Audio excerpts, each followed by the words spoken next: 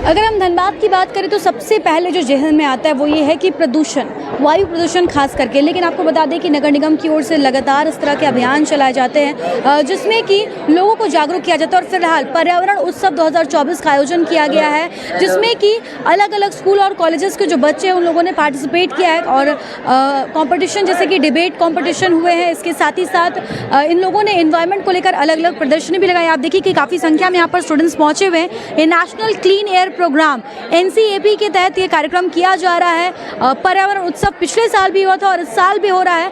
आइए हम कुछ स्टूडेंट से बातचीत करते हैं। साथ ही साथ हम आपको बताते हैं कि इस कार्यक्रम में धनबाद की DC माधवी मिश्रा भी पहुंची हुई है। नगर आयुक्त से भी बातचीत करेंगे और जानेंगे कि इस कार्यक्रम का क्या उद्देश्य है और इससे आने वाले समय में क्या कुछ लाभ हमारे धनबाद और यहाँ के रहने वाले लोगों को मिलेगा। कुछ स्टूडेंट्स हमारे साथ यहाँ पर हैं, उनसे हम बातचीत करते हैं जिन्होंने डिबेट कंपटीशन में पार्टिसिपेट किया था। आपने भी एक अच्छा पोजीशन सिक्योर किया है, कैसा लग रहा है? क्या तैयारी की थी आपकी ओर से आप लोगों ने? बहुत बहुत धन्यवाद। मेरा नाम राजप्रिया सिंह है। मैं SSLNT महिला महाविद्यालय की छात्रा हूँ और यूनियन क्लब में हमारा पर्यावरण जो ये प्रदूषण है, वायु प्रदूषण के खिलाफ हम किस तरह से लड़ सकते हैं, इस विषय पर हमारा डिबेट कंपटीशन हुआ था। ये ओवरऑल जो कंपटीशन था इससे हमें कंपटीशन से ज़्यादा एक सीख मिली है। जहाँ तक बात करें तैयारी की, तैयारी हमारा ग्रुप इवेंट था, सभी के ग्रुप वाइज देखे गए हैं पॉइंटिंग्स। और वायु प्रदूषण झारखंड जैसे जगह में एक बहुत ही हॉट टॉपिक है and I am very glad कि इस टॉपिक पे चर्चा हो रही है, इस पे डिबेट हो रहा है और सबसे ज़्यादा इम्पॉर्टेंट कि youth of this nation, youth of Jharkhand included है। Thank you. तो काफ़ी अलग अलग प्रदर्शनी यहाँ पर लगाई गई है डिफरेंट कॉलेजेस और स्कूल्स की ओर से। यहाँ पर भी हम देख सकते हैं। आइए जो स्टूडेंट्स हैं उनसे हम बातचीत करते हैं, जानते हैं। हम जानना चाहेंगे कि आपने जो यहाँ पर ये प्रदर्शनी लगाई है क्या आप डेमोन्स्ट्रेट करना चाह रही है इसके माध्यम से? ये एक एसिड रेन का मॉडल है जो बेसिकली ये दिखा रहा है कि किस तरीके से इन्वायरमेंटल पोल्यूशन के वजह से एसिड रेन तरीके का एक हम लोग को फेनोमेना देखने को मिलता है। इन्वायरमेंट का ये एक बहुत ज़्यादा इम्पॉर्टेंट फेनोमेना है क्योंकि एसिड रेन की वजह से जो क्रॉप्स हैं, फसलें हैं, सॉइल डिग्रेड हो जाता है। फिर वो जैसे जो वाटर होते हैं, रिवर बॉडीज़ जैसे वाटर बॉडीज़ जैसे पॉन्ड हुए, लेक्स हुए, रिवर्स हुए, ओशंस हुए, वो सारे एसिडिफाई हो जाते हैं। उसके अंदर रहने वाले जो एक्वेटिक बायोडाइवर्सिटी है वो डिग्रेड हो जाते हैं। तो ये एसिड रेन की वजह से ये दिखाया जा रहा है।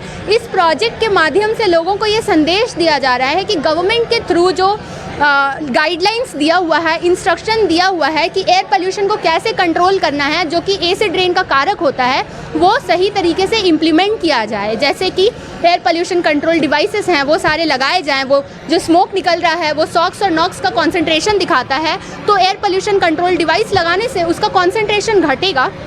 जब कॉन्सेंट्रेशन घटेगा तो एसिड रेन जैसे फिनोमेना हम लोग को देखने को कम मिलेंगे। Thank you. बताइए। ये प्लास्टिक रिसाइकलिंग वर्किंग मॉडल है जिसमें कि हम लोग मतलब लैंडफिल से जितने भी वेस्ट मटेरियल है, जो यूजेबल प्लास्टिक हो जिसको हम रिसाइकल कर सकते हैं, उसको हम मशीन के थ्रू रिसाइकल करते हैं और इसको हम लोग मतलब कि हर तरह से यूज़ कर सकते हैं, रोड मेकिंग में भी। और फिर बहुत तरह का प्लास्टिक मटेरियल भी बनाया जा सकता है दोबारे से। और उसके बाद भी जो बचता है प्लास्टिक, उसको हम लोग कंस्ट्रक्शन कंपनी के लिए यूज़ कर सकते हैं, जैसे कंस्ट्रक्शन में यूज़ हो सकता है। अगर ये इस्टेब्लिश करते हैं हम लोग अगर अपने धनबाद में या किसी भी एरिया में, तो इससे एम्प्लॉयमेंट भी बढ़ेगा और ना 100% ऑफ प्लास्टिक वेस्ट रिड्यूस हो जाएगा, जो कि एनवायरनमेंट के लिए बहुत अच्छा है। इमिशन रेट बहुत कम है क्योंकि कार्बन इमिशन होगा तो वो पायरोलाइसिस मशीन से ख़त्म हो रहा है। वहाँ पर वो मतलब कि वहाँ पर थोड़ा अमाउंट में जो भी अमाउंट होगा कार्बन इमिशन का, तो वो हम लोग फर्दर लैंडफिल से इंसिनरेशन करके ख़त्म कर सकते हैं। Thank you. इस प्रोग्राम लीड हमारे साथ यहाँ पर अंकिता जी, हम इनसे बातचीत करते हैं विस्तार से। आपसे जानना चाहेंगे कि मैम कि ये जो प्रोग्राम किया जा रहा है पिछले साल भी हुआ था और इस साल भी काफ़ी ग्रैंड सक्सेस देखने को मिल रहा है, बच्चे काफ़ी बढ़ चढ़ कर हिस्सा लेते हैं, क्या मुख्य उद्देश्य रहता है इस प्रोग्राम को कराने के? बिल्कुल, जो वायु प्रदूषण है ये हम सब समझते हैं, हवा सबकी है, हम सब साझा करते हैं, तो इसमें सरकार की तो जिम्मेदारी है, उद्योगों की है, लेकिन आम नागरिक का भी सहयोग बहुत अहम है। तो हम इस पर्यावरण उत्सव के जरिए माध्यम से ये चाहते हैं कि आम नागरिक भी इस पूरे स्वच्छ हवा की मुहिम में धनबाद के उसमें जुड़े और ज़्यादा से ज़्यादा सहयोग दें, चाहे वो जन जागरूकता के माध्यम से या अपने जीवन में कुछ छोटे मोटे बदलाव लाके। पिछले साल भी जो किया गया था उस वक्त कुछ कम ड्यूरेशन का था, इस बार ड्यूरेशन बढ़ा गया, इसके बारे में जानना जी, चाहिए। पिछली बार जब हमने इसको नगर निगम ने शुरुआत की पर्यावरण उत्सव, हमें नहीं लगा था कि इतना हमें इस स्तर पे लोगों का प्रोत्साहन मिलेगा और लोग इतने अच्छे से इंगेज होंगे। तो पिछली बार 45 दिन था, तो हमने सोचा क्यों ना इस बार इसको डबल करके 90 दिनों का एक लंबा सफ़र बनाए। तो वही हमने कोशिश की और इस बार आप भी स्टेज और हॉल देख रहे हैं कि उतना जितना हम सोच रहे थे उससे ज़्यादा ही हमें लोगों का सहयोग मिला और लोगों का पार्टिसिपेशन मिला। Thank you.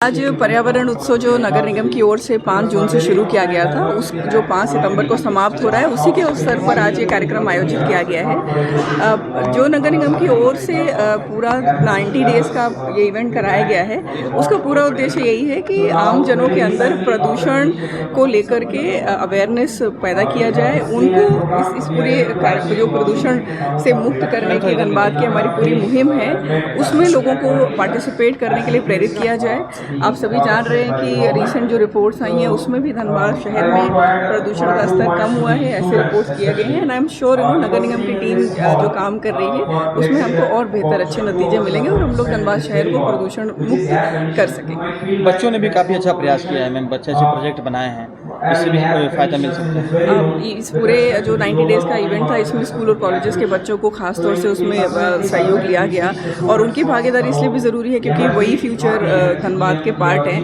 उनको जागरूक करना और उनका सहयोग लेना इस पूरी प्रक्रिया में बहुत आवश्यक था। और आप लोगों ने देखा कि कैसे लगभग 300 फीट कैनवस पर उन लोगों ने पेंटिंग करी और उसके लोगों ने रिसाइकिल करके बैग्स भी बनाए।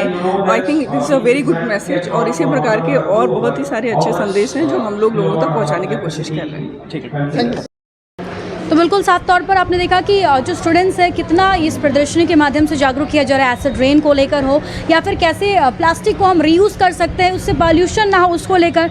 अपार्ट फ्रॉम दैट जैसे ग्रीनरी दिखाया गया है, पार्क के एडवांटेजेस दिखाए गए हैं और यहाँ पर हम देख सकते हैं कि जो डिफरेंट पॉल्यूशंस है वो दर्शाए गए हैं, चाहे वो वाटर पोल्यूशन हो, नॉइज़ पोल्यूशन हो, गार्बेज को कैसे थ्रो करना, इंडस्ट्री वेस्ट, बर्निंग गार्बेज। तो हर एक प्रदर्शनी अपने आप में एक काफ़ी अलग महत्ता देखने को मिल रही है और अब ये पता चल रहा है कि जो हमारी आज की जो युवा पीढ़ी, जो स्टूडेंट्स हैं, वो कितना ज़्यादा जागरूक हैं इन्वायरमेंट को लेकर। और जिस प्रकार से इन लोगों ने बताया कि ये जो योजना चलाई गई है इन लोगों की ओर से, वो काफ़ी ज़्यादा यहाँ के बच्चों को जागरूक करी और साथ ही साथ जो आम पब्लिक है वो भी जागरूक हो रही है। और उम्मीद यही करते हैं कि अगर इसी तरह से तमाम लोग जो जागरूक होंगे, जब यूनिटी होगी, तो फिर हम इस तरीके से धनबाद में जो पॉल्यूशन की जो समस्या है उस पर कंट्रोल कर सकते हैं। फिलहाल इस तरह के तमाम अपडेट्स हम आप तक पहुँचाते रहेंगे अपने सहयोगी संतोष के साथ। Shambhavi Singh, the news post, Dhanbad.